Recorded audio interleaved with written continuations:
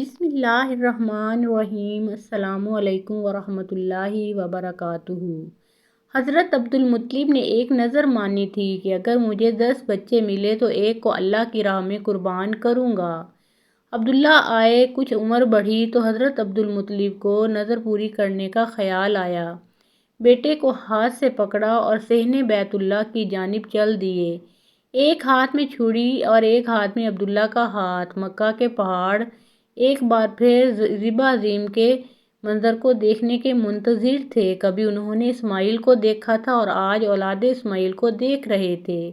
عبدالمطلب صحن بیت اللہ میں پہنچے تو مکہ والوں کو معلوم پڑا، دوڑے چلے آئے۔ عبدالمناف، جو کہ بعد میں ابو طالب کے نام سے جانے گیا، انہوں نے بھی باپ کا ہاتھ پکڑا۔ عبدالمطلب کچھ مضطرب ہو کر بولے کہ پھر اپنی نظر کا کیا کروں؟ مشورہ آیا کہ فلاں کاہنہ کے پاس چلیے، اس سے مشورہ طلب کیجیے، ممکن ہے کوئی راہ نکل آئے، عبداللہ کی جان بچ جائے اور نظر بھی پوری ہو جائے۔ اس نے کہا، قرعہ نکالو، ایک تیر پہ عبداللہ کا نام لکھو اور ایک تیر پہ اونٹ، اور قرعہ نکالتے جاؤ۔ جب عبداللہ کا نام آ جائے تو رک جاؤ اور اتنی اونٹ اللہ کی راہ میں ذبح کر دو۔ عبدالمطلب نے ایسا ہی کیا۔ پہلی بار قرعہ نکالا تو عبداللہ کا نام نہ آیا۔ 10 اونٹ ایک طرف کر دیے گئے۔ پھر دوسرا قرعہ نکالا تو پھر اونٹوں کا تیر ہی نکلا۔ اونٹ الگ کر دیے گئے، حتیٰ کہ 100 اونٹوں کے بعد عبداللہ کا نام آیا۔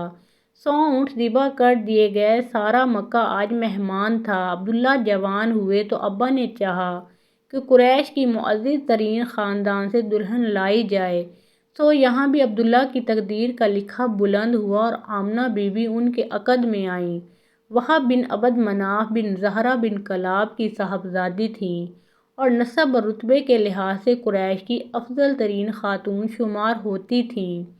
ان کے والد نسب اور شرف دونوں حیثیت سے بنو زہرہ کے سردار تھے۔ اہل مکہ اس جوڑے کو دیکھ دیکھ کر رشک کرتے، لیکن شاید نظر لگ گئی۔ ابھی عبداللہ کی 25 برس عمر تھی کہ شام کے سفر کو نکلے۔ جب سفر سے واپس آ رہے تھے کہ بیمار ہوئے اور سورج ڈھل رہا تھا۔ لیکن یہ عبداللہ کی عمر کا سورج تھا۔ عبدالمطلب کے ننیال مدینہ کے جوار میں رہتے تھے، سو اپنے والد کے ننیال میں رک گئے۔ قافلہ والوں نے مکہ پہنچ کر خبر دی کہ عبداللہ جیسے کوئی بجھا ہوا چراغ ہوئے۔ عبدالمطلب نے بڑے حارث کو دوڑایا کہ بھائی کی خبر لے، لیکن جب تک حارث عبداللہ تک پہنچے عبداللہ رخصت ہو چکے تھے۔ جوان دلہن کے 2 ماہ کی حاملہ تھیں۔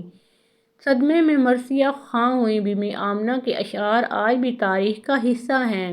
دکھ کرب جدائی کا موسم جیسے ان اشعار میں اتر گیا۔ عبداللہ کی یادیں ابھی مکہ کی دیواروں سے لپٹ لپٹ کر روتی تھیں۔ شام ڈھلے، جب کھجوروں کے سائے لمبے ہوتے تو عبدالمطلب عبداللہ کی جدائی میں نمناک آنکھوں سے عبداللہ کے بیٹے کا انتظار کرتے کہ اب ان کو اس بڑھاپے میں جیسے امید یہی کرن دکھائی دیتی۔ عبدالمطلب کی بوڑھی کمر جیسے پھر سیدھی ہو گئی، ان کے آنگن میں جیسے پھر عبداللہ اتر آیا۔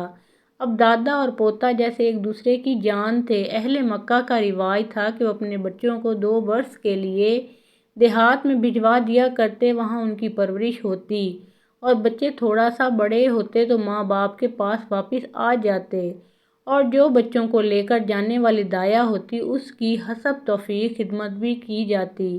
بنی سعد ایسا ہی ایک معزز قبیلہ تھا جو کہ روایت عرب کا پاسبان تھا، جو عرب کے خالص ماحول کو سنبھالے ہوئے تھا اور جہاں مکہ والے اپنے بچوں کی پرورش کرنا پسند کرتے تھے۔ بنی سعد سے مکہ کی طرف قافلہ نکلا۔ ان میں ایک کمزور سی گدھی پر سوار خاتون حلیمہ سعدیہ بھی تھیں اور ساتھ ایک ایسے ہی نحیف و نزار اونٹنی پر ان کے میاں سوار تھے۔ ان کمزور جانوں کے سبب یہ قافلے سے بار بار پیچھے رہ جاتے اور راستہ بھر قافلے والے رک کر ان کا انتظار کرتے، لیکن جب مکے کے آثار دکھائی دیے تو کون کسی کا انتظار کرتا ہے، سو سب جلدی سے مکہ پہنچے اور حلیمہ پیچھے آہستہ آہستہ سوئے منزل بنی سعد مکہ پہنچے تو سب سرداروں کے گھروں میں گئے۔ بی بی آمنہ کی طرف بھی ایک سے زیادہ لوگ گئے، لیکن جب دیکھتے کہ بچے کا باپ نہیں ہے تو کچھ نا امیدی سے نکل آتے کہ سر پر باپ نہیں، یہاں سے ہمیں کیا ملے گا۔ حلیمہ کی ساری ہمجولیاں اور شریک سفر اپنے لیے بہترین انتخاب کر چکی تھیں۔ تلاشِ بسیار کہ مکہ میں بس ایک ہی بچہ باقی تھا۔ مایوس حلیمہ نے ایک بار تو سوچا کہ واپس پلٹ جائے۔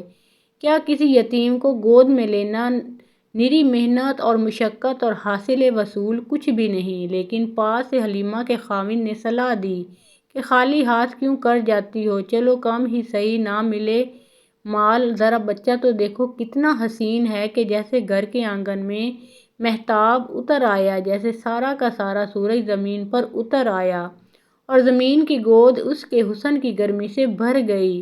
حلیمہ کیا معلوم تمہاری گود بھی اس سراج منیر سے روشن ہو جائے۔